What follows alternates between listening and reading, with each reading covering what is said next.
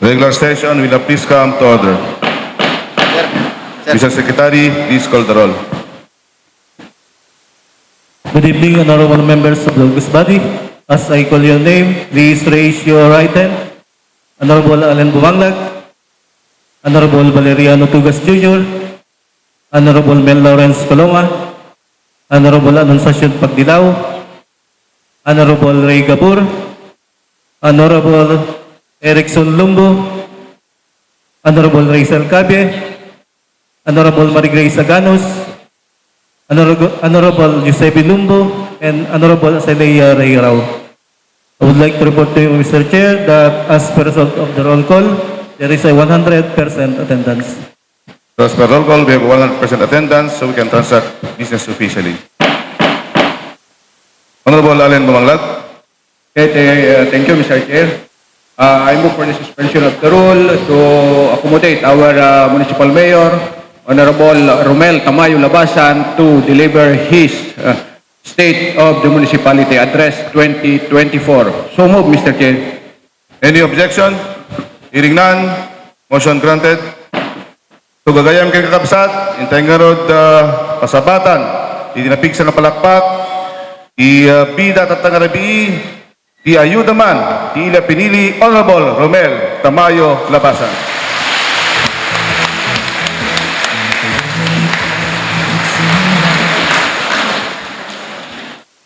Thank you. Please be seated. To the honorable and esteemed members of the Sangguniang Bayan, headed by my ever dependable and reliable partner, Honorable Maynard Francis R. Bumanglag.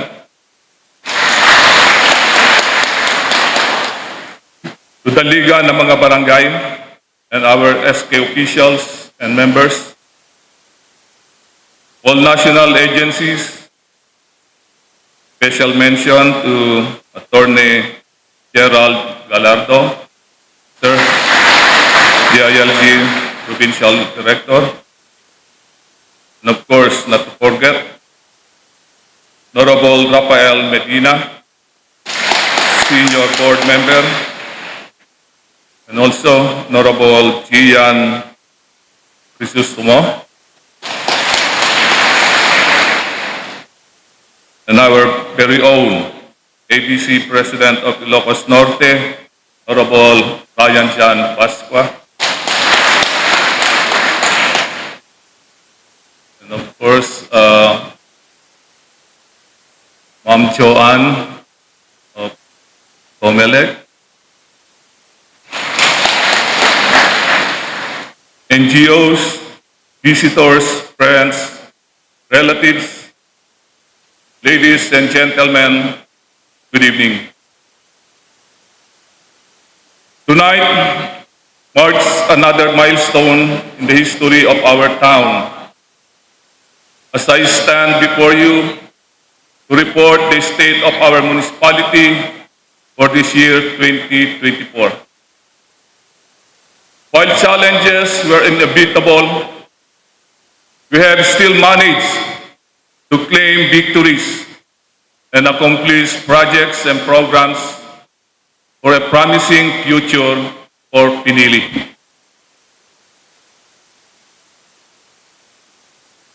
The following accomplishments that I am about to report, covering 1 year after my SOMA 2023.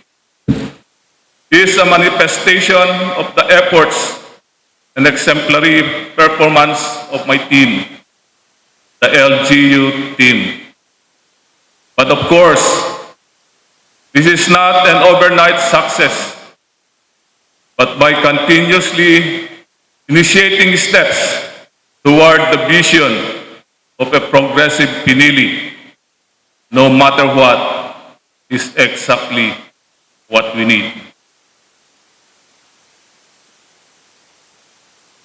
Agriculture.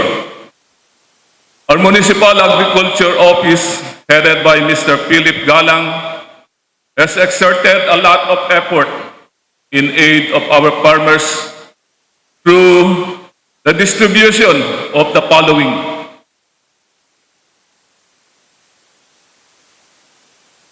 year 2023, October to December,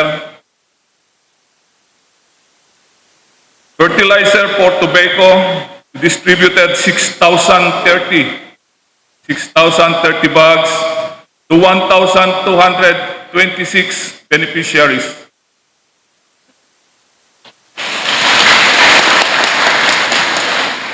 $4,750 bottles of pesticide to 1,226. 14,260 bags of fertilizer for rice to 3,310 beneficiaries,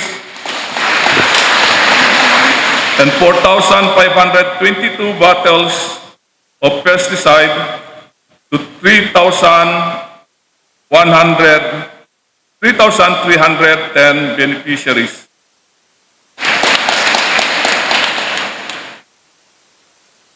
We also distributed curing barn materials given to 684 tobacco farmers, 4,000 pieces of GI container, 4,000 pieces GI plain sheet, and 3,000 pieces GI corrugated sheets. Cattle dispersal, we distributed 300 heads to 300 beneficiaries.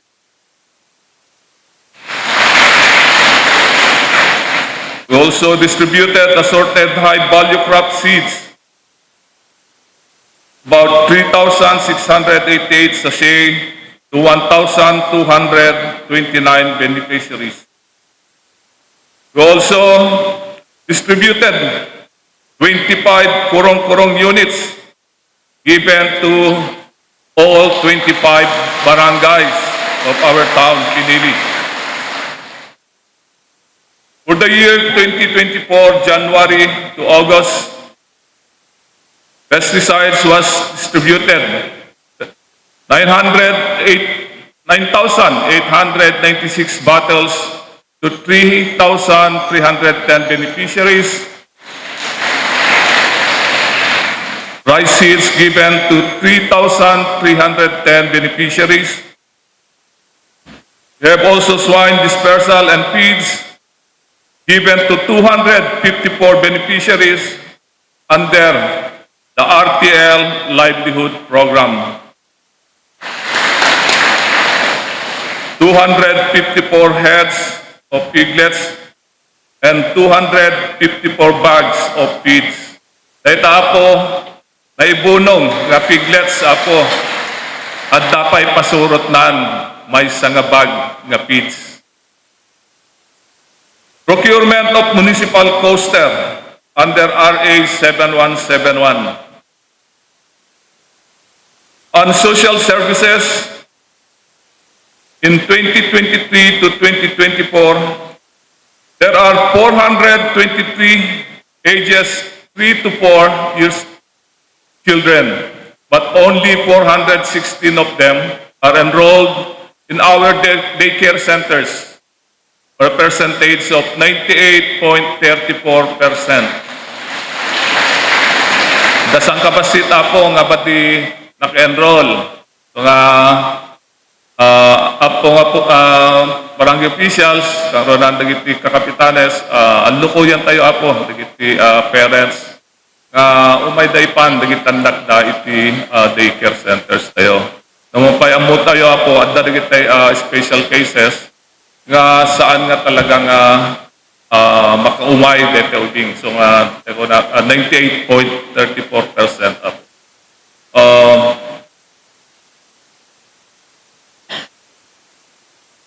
On the other hand, out of the 3,513 5 to 17 years old, 3,480 or 98%, 0.6%, 99.6% were enrolled in elementary, secondary, and senior high school for the year 2023-2024.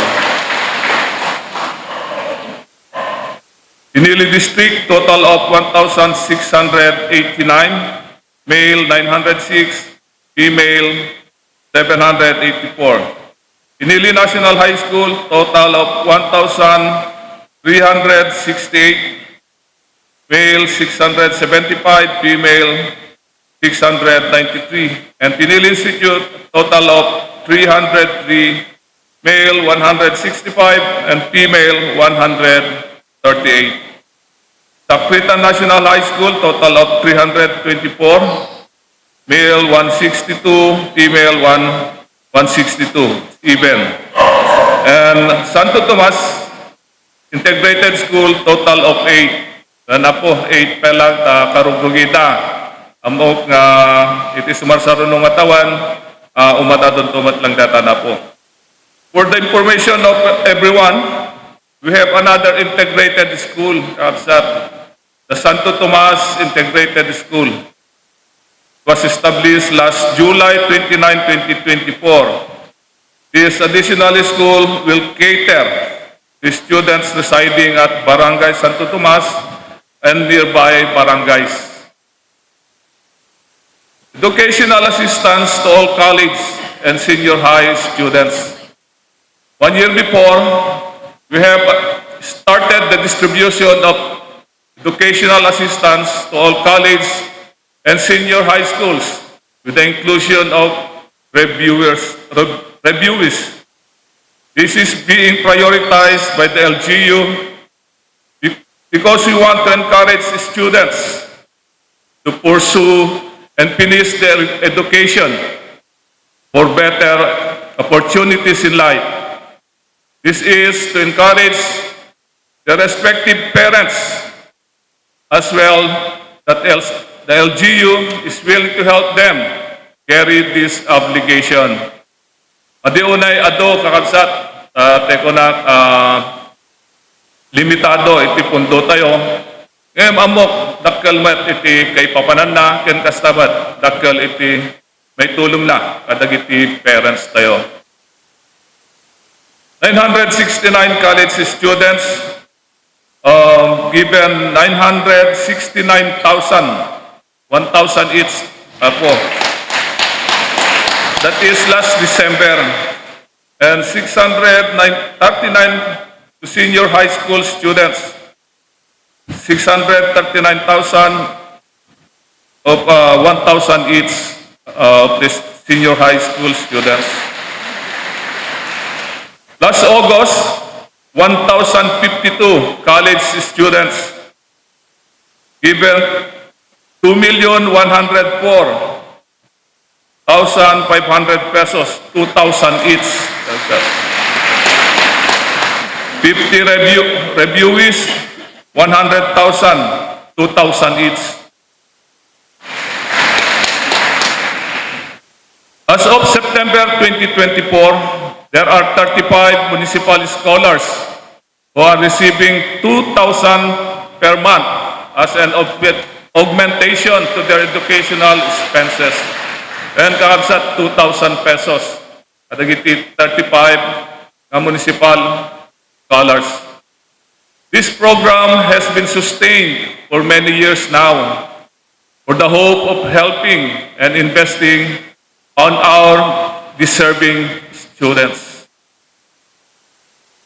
Rise to a higher level of living, or the RTL, Livelihood Project. One of the cornerstones of our administration is empowering our people through sustainable livelihood opportunities. This is why we launched the Rise to a Higher Level of Living program, or RTL, which stands for both our mission and our shared vision for progress. Through this financial assistance initiative, we have been able to support various livelihood organizations within our municipality, enabling them to continue and expand their work despite challenges. There are 307 beneficiaries of RTL project and became small-medium entrepreneurs. This has provided an economic opportunity to those who do not have sufficient capital to start or expand their livelihood projects.